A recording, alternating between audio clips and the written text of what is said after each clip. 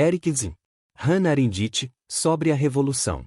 O fenômeno da revolução social é algo com que todos nós devemos lidar em um século que testemunhou mais e maiores revoluções do que qualquer outro da história registrada. Pela própria natureza de seu impacto, entretanto, as revoluções são muito difíceis de analisar satisfatoriamente, cercadas como estão, e como devem estar, por uma névoa de esperança e desilusão, amor, ódio e medo, de seus próprios mitos e dos mitos da contrapropaganda. Afinal, poucos historiadores da Revolução Francesa que escreveram antes do centenário de seu início ainda são lidos, e a verdadeira historiografia da Revolução Russa, apesar de já ter acumulado algum material preliminar, está apenas começando. O estudo científico das revoluções não significa estudo desapaixonado. É quase certo que as principais realizações nesse campo serão engajadas, geralmente com simpatia pelas revoluções, se a historiografia da Revolução Francesa serve de guia. O estudo engajado não é necessariamente mero panfletarismo, como demonstraram Mommsen e Rostovtsev. Ainda assim, é natural que, nas fases iniciais da investigação das revoluções sociais, o mercado seja inundado por panfletos, às vezes simples, às vezes disfarçados de obras históricas e sociológicas sérias, e, por isso mesmo, exigindo crítica séria. Seu público não é normalmente o dos especialistas ou dos estudantes sérios. Assim, talvez não seja sem importância o fato de que os 4 elogios impressos na capa do livro de Hannah Arendt, On Revolution, não vêm de historiadores ou sociólogos, mas de figuras literárias. Mas, é claro, tais obras podem, ainda assim, ter grande interesse para o especialista. A questão a ser feita sobre o livro de Arendt é se ele o tem. A resposta, no que diz respeito ao estudante da Revolução Francesa e de outras revoluções modernas, deve ser negativa. Não posso avaliar sua contribuição ao estudo da Revolução Americana, embora suspeite que não seja grande. O livro, portanto, se sustenta ou cai não pelas descobertas ou percepções da autora sobre certos fenômenos históricos específicos, mas pelo interesse de suas ideias e interpretações gerais. Contudo, como essas não se baseiam em um estudo adequado do tema que pretendem interpretar, e de fato parecem quase excluir tal estudo por seu próprio método, elas não podem ter base sólida. Arendt tem méritos, e eles não são desprezíveis. Um estilo lúcido, às vezes levado por uma retórica intelectual, mas sempre transparente o bastante para permitir reconhecer a genuína paixão da escritora, uma inteligência vigorosa, vasta leitura e a capacidade de, ocasionalmente, oferecer percepções penetrantes. Embora de um tipo talvez mais adequado ao terreno vago entre literatura, psicologia e o que, na falta de termo melhor, se pode chamar de profecia social, do que as ciências sociais como atualmente estruturadas.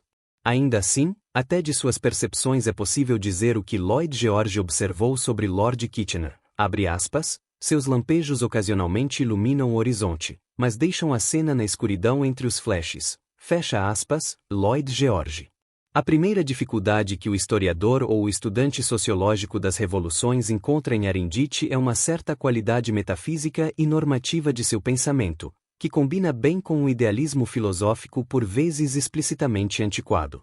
Ela não toma as revoluções como elas são, mas constrói para si um tipo ideal, definindo seu objeto de estudo de acordo com esse modelo e excluindo o que não se ajusta às suas especificações. Podemos também observar, de passagem, que ela exclui tudo o que está fora da zona clássica da Europa Ocidental e do Atlântico Norte, pois seu livro não contém sequer uma referência passageira, os exemplos saltam à mente, China ou Cuba. Tampouco poderia ter feito certas afirmações se tivesse refletido sobre esses casos. Sua revolução é uma mudança política total na qual os homens estão conscientes de introduzir uma nova era na história humana, incluindo, embora apenas de modo incidental, a abolição da pobreza e expressa em termos de uma ideologia secular. Seu tema é o surgimento da liberdade, conforme definido pela própria autora. Parte dessa definição lhe permite, após um breve exercício de argumentação retórica, excluir de sua discussão todas as revoluções e movimentos revolucionários anteriores a 1776, ao preço, no entanto, de tornar impossível um estudo sério do fenômeno real da revolução. O restante lhe permite prosseguir para a maior parte de seu tema, uma longa comparação entre as revoluções americana e francesa, para a grande vantagem da primeira. A segunda é tomada como paradigma de todas as revoluções subsequentes, embora pareça que Arendt tenha em mente sobretudo a Revolução Russa de 1917. A liberdade que as revoluções buscam instituir é essencialmente um conceito político. Embora não muito claramente definido, emerge gradualmente ao longo da discussão da autora. É bastante distinto da abolição da pobreza, a solução da questão social, que Arendt considera como a corruptora da revolução, em qualquer forma em que apareça, o que inclui o capitalismo. Podemos inferir que qualquer revolução em que o elemento social e econômico desempenhe papel importante se coloca fora do tribunal de Arendt, o que elimina praticamente todas as revoluções que o estudioso do tema desejaria investigar. Podemos ainda inferir que, com a parcial exceção da Revolução Americana, que, segundo ela, teve a sorte de eclodir em um país sem habitantes livres muito pobres, nenhuma revolução foi ou poderia ter sido capaz de instituir a liberdade. E mesmo na América do século XVIII, a escravidão a colocou em um dilema insolúvel. A revolução não podia instituir a liberdade sem abolir a escravidão, mas, pelo argumento de Arendt, também não poderia tê-lo feito caso a tivesse abolido. O problema fundamental das revoluções, em outras palavras, nas próprias palavras dela, é este, abre aspas, embora todo o registro das revoluções passadas demonstre além de qualquer dúvida que toda tentativa de resolver a questão social por meios políticos leva ao terror, e que é o terror que condena as revoluções à ruína. Dificilmente se pode negar que evitar esse erro fatal é quase impossível quando uma revolução irrompe sob condições de pobreza em massa. Fecha aspas, Hannah Arendt.